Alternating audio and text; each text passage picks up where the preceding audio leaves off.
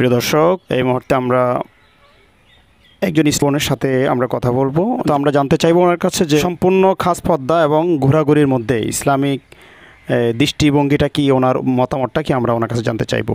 আচ্ছা, পর্দা করে কি মহিলারা বাইরে হওয়া যাবে না বা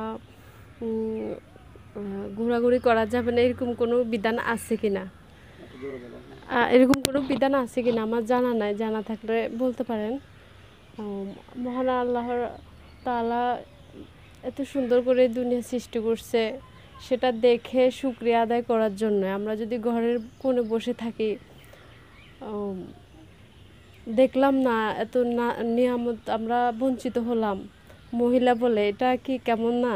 এটা তো আমার জানা নাই যে পর্দা সহকারে বাইর হওয়া যাবে না, ঘরের কোণে থাকতে হবে, এটা তো আমার জানা নেই। জানা থাকলে বলতে পারেন।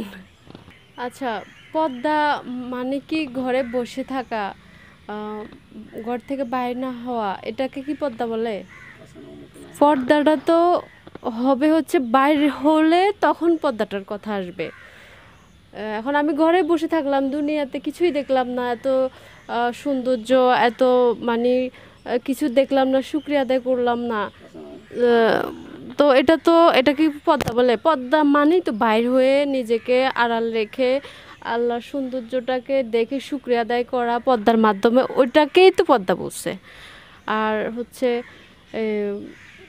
মহিলারা বাইর হলে সৌন্দর্য দেখবে, আল্লাহর রহমত নাজ নেয়ামত এগুলা দেখবে, দেখি শুকরিয়া আদায় করবে, নিজেকে ফ্রেশ রাখবে, মন মানসিকতা সব কিছু সুস্থ থাকবে তাদের। তারপরে হচ্ছে সে সংসারে সন্তান, স্বামী, সংসার সব কিছু এভরিথিং গুছিয়ে রাখতে পারবে। কারণ নিজের স্বাস্থ্য, সুস্বাস্থ্য থাকলে, মন মানসিকতা ভালো থাকলে সে হচ্ছে সব কিছু মানে গুছিয়ে রাখতে পারবে নিজে।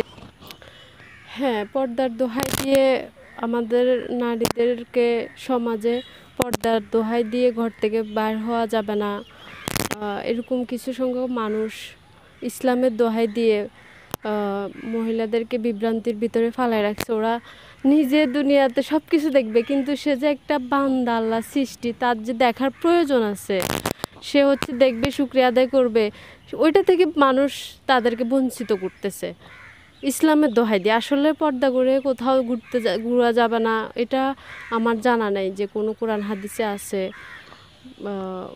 এটা হচ্ছে আমাদেরকে ভুল তথ্য দেওয়া হয়েছে। আর ইসলামিক দিনদার ভাইরা আছেন বা ধর্মীয় মন মানসিকতা নিয়ে চলেন, আমি আশা রাখবো সবার কাছে যে তাদের স্ত্রী, সন্তান, বোন, মা, ফ্যামিলির যারা নারী, তাদেরকে পর্দার নামে, ইসলামের নামে ঘরবন্দি না করে তাদেরকে দুনিয়াটা বুঝতে দেন, তাদেরকে শুকরিয়া আদায় করার সুযোগ দেন, মাঝে মাঝে নিজেরা ঘুরতে বাইর হন, ভুল তথ্য না দিয়ে তাদের সুস্বাস্থ্য, মানসিকতা সব কিছু তাদেরকে ফ্রেশ রেখে দুনিয়া আখেরাত করার মতো তাদেরকে সুযোগ দেন, এভাবে আমাদের নারীদেরকে বিভ্রান্ত না করে।